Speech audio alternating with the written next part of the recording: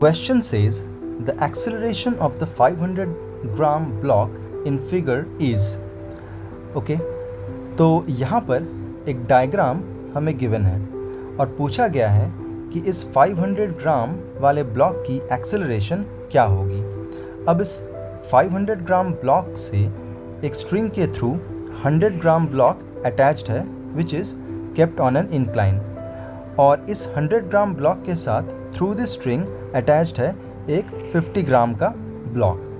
तो हमें बताना है कि 500 ग्राम ब्लॉक की एक्सेलरेशन क्या होगी।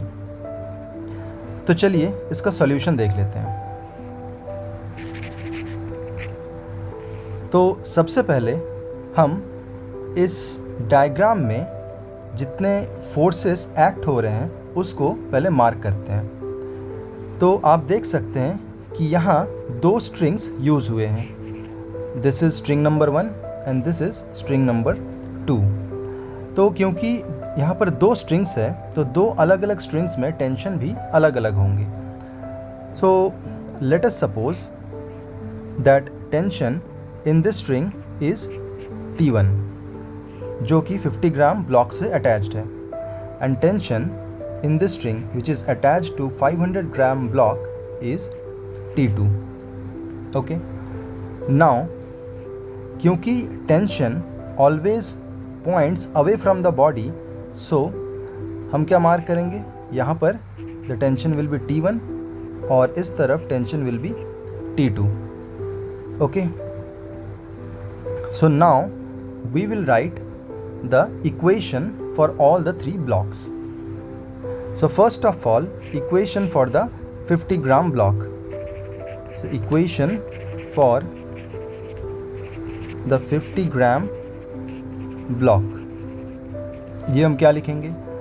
अब इसमें हमें एक चीज़ अज्यूम करनी पड़ेगी कि because the 500 gram block is heavier than the 50 gram block, so we will assume that the acceleration of the entire system is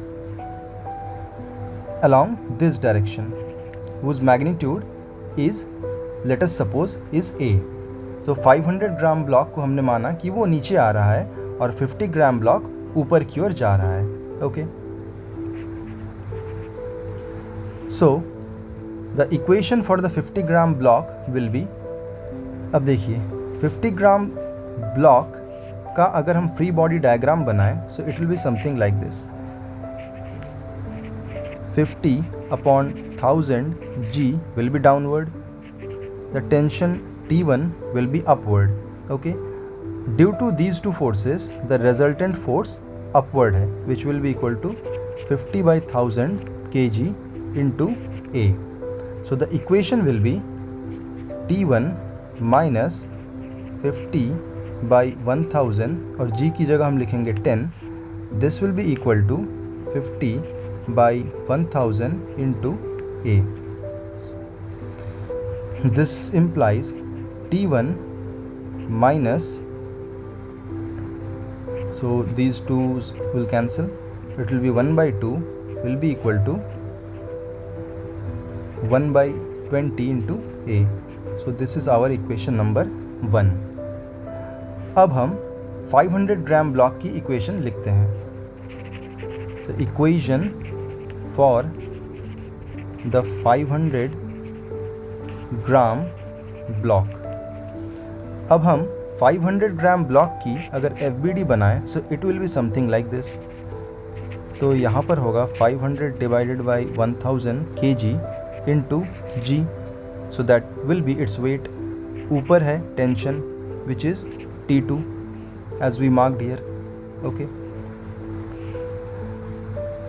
और ये पूरी ब्लॉक हमने अज्यूम की है कि ये नीचे की ओर आ रही है। So therefore the net force is downward which will be equal to 500 upon 1000 into A. So our equation will be 500 upon 1000, G की जगह हम 10 लिखेंगे, minus T2 that will be equal to 500 divided by 1000 into A.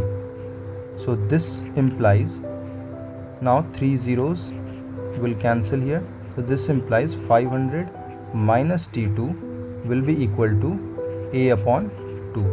So this is our second equation. Okay, fine. Now हम 100 ग्राम block की equation लिखेंगे.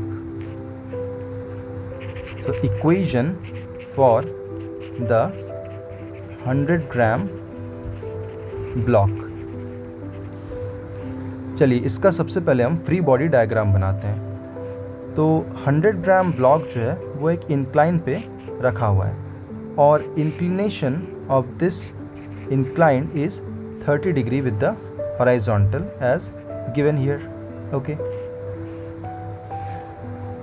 Downward the tension acting is T1 as you can see here, और upward इसमें जो tension लग रहा है वो है T2.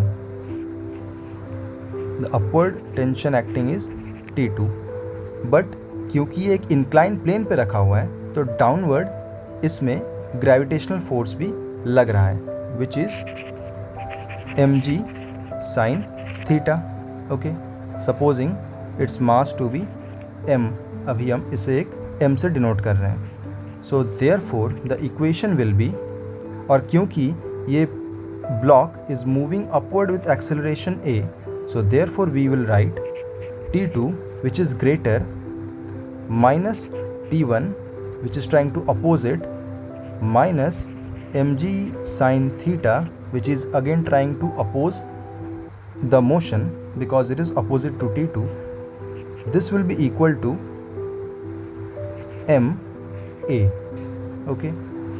So this implies T2 minus T1 minus, अब m है 100 grams, so it will be 100 divided by 1000 into g की जगह हम 10 लिखेंगे और sine 30 degree, that will be equal to 100 divided by 1000 into a.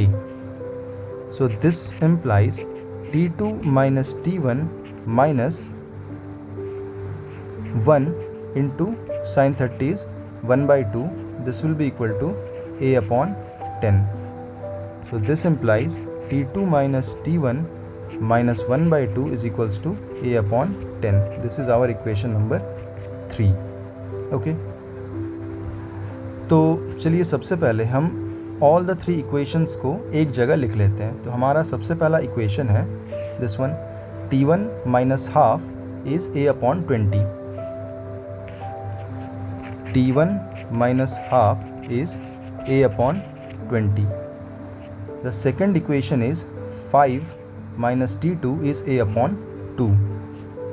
5 minus T2 is a upon 2. और हमारा तीसरा इक्वेशन है this one, T2 minus T1 minus half equal to a upon 10.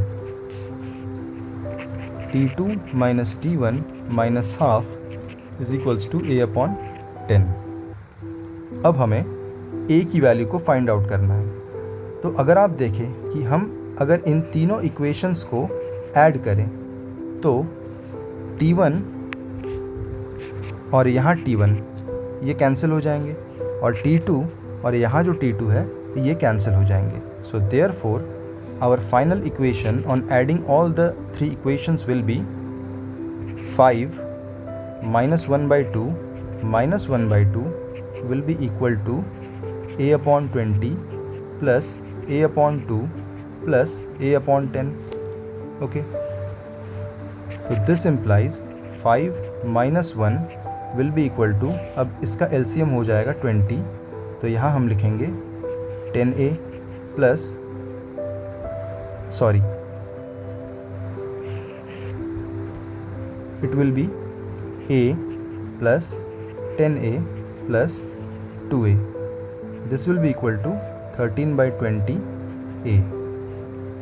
So this implies 13/20a is equals to 4.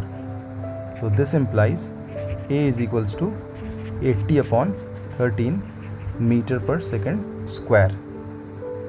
So therefore the correct option will be 8g upon 13, क्योंकि g की value 10 होती है. तो हमें जो वैल्यू मिली है वो है 80 upon 13 and this can be written as 8 into 10/13 which is 8/13 g meter per second square. Okay, so therefore our correct option is option number C, which is 8g by 13 and the direction is downwards, जो कि हमने assume किया था, which is correct.